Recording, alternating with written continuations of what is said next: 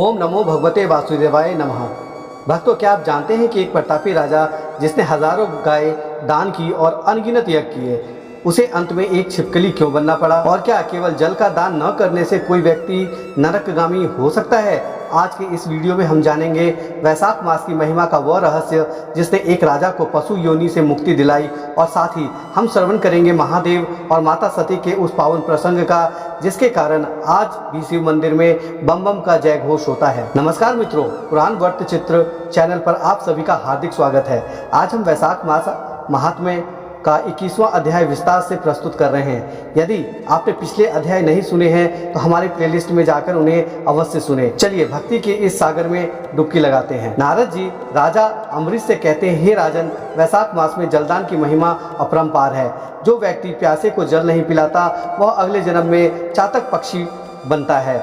इस संदर्भ में मैं तुम्हें एक प्राचीन इतिहास सुनाता हूँ। प्राचीन काल में हेमांग नाम का एक राजा था।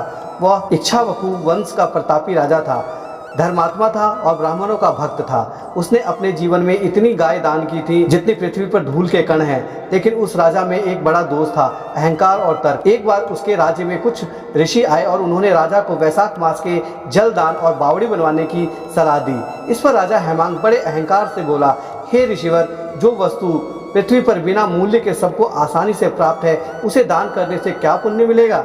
दान तो उस कीमती वस्तु का होना चाहिए जो दुर्लभ हो। राजा ने न केवल जल दान का तिरस्कार किया बल्कि वह केवल उन्हीं ब्राह्मणों को दान देता था जो दरिद्र या लाचार थे।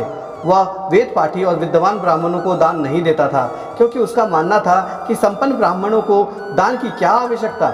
ऋषियों ने उसे समझाया कि पात्र की योग्यता देखी जाती है, केवल दरिद्रता नहीं। परंतु राजा नहीं माना। अपने इस दुर्बुद्धि के कारण राजा हेमांग को मृत्यु के बाद भारी दंड भुगतना पड़ा। वह लगातार 3 जन्मों तक पक्षी बना, फिर एक जन्म गिद्ध का मिला, 7 जन्मों तक वह कुत्ता बना और अंत में वह एक छिपकली की योनि में आया। वह छिपकली के रूप में मिथिलापुरी के राजा श्रुति कीर्ति के महल की चौखट पर 87 वर्षों तक कीड़े खाता रहा। संयोगवश एक दिन राजा श्रुति कीर्ति के घर श्रुति देव नाम के मुनि आए। राजा ने बड़े भक्ति भाव से मुनि के चरण धोए। जब राजा ने उस चरना अमृत अपने मस्तक पर छिड़का तो उसकी एक बूंद उस छिपकली पर भी पड़ गई। उस पवित्र जल के स्पर्श मात्र से छिपकली को अपने पूर्व जन्मों का ज्ञान हो गया। वह मनुष्य की वाणी में रोने लगी, त्राहिमाम मुनिराज, मेरी रक्षा करें।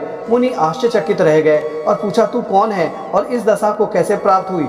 छिपकली ने राजा हेमांग के रूप में अपनी पूरी कथा सुनाई और अपने पापों का कारण पूछा। मुनि श्रुति देव ने अपनी दिव्य दृष्टि से देखा और कहा, हे राजन, तुमने वैशाख मास में जल को तुच्छ समझकर उसका दान नहीं किया और विद्वान का अनादर किया था। इसी कारण तुम्हारी यह गति हुई। लेकिन डरो मत, मैं तुम्हें अपने वैशाख मास के जल दान का पुण्य देता हूँ। मुनि ने संकल्प करके जैसे ही जल छिपकली पर छिड़का, वह तुरंत एक दिव्य शरीर में बदल गई। स्वर्ग से विमान आया और राजा हेमांग देवताओं द्वारा पुष्प वर्षा के बीच बैकुंठ लोक को सिधार गया। राजा अम्बरीश ने जब यह कथा सुनी तो उनके मन में एक जिज्ञासा हुई। उन्होंने पूछा, मुनिराज, राजा हेमांग को कुत्ते की योनि क्यों मिली? यह बात कुछ अनुचित लगती है, कृपया इस संशय को दूर करें।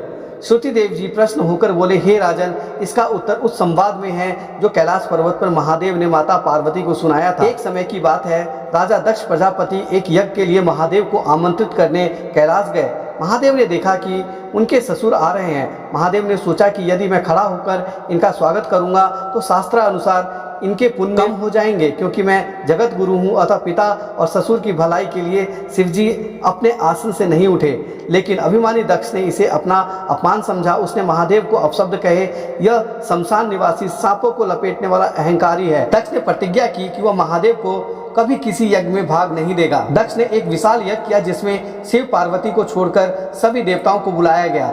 माता सती अपने पिता के घर जाने के लिए व्याकुल हो गई। महादेव ने बहुत समझाया कि बिना बुलाए जाना अपमान का कारण बनेगा, पर सती नहीं मानी। जब सती यज्ञशाला पहुंची तो वहां उनके पति का कोई स्थान नहीं था। दक्ष ने भारी सभा में महादेव की निंदा की। अपने पति का अपमान सहन न कर पाने के कारण सती ने योगा अग्नि द्वारा अपने शरीर को भस्म कर दिया।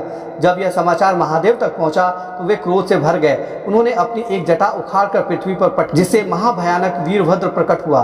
वीरभद्र ने दक्ष की यज्ञशाला को तहस नहस कर दिया, देवताओं के दांत तोड़ दिए, भृगु ऋषि की दाढ़ी नोच ली और अंत में दक्ष का सिर काटकर यज्ञ कुंड में डाल दिया। बाद में ब्रह्मा जी की विनती पर महादेव शांत हुए। उन्होंने सबको जीवन दान दिया। चूंकि दक्ष का सिर जल चुका था, इसलिए उस पर एक बकरे का सिर लगाया गया।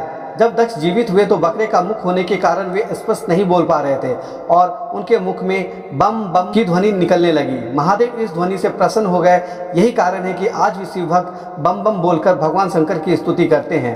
हे राजन, वैशाख मास की महिमा ऐसी है कि इसमें किया गया थोड़ा सा दान भी अक्षय फल देता है। जो मनुष्य इस अध्याय को पढ़ता है या सुनता है वह सभी पापों से मुक्त होकर विष्णु लोक को प्राप्त होता है।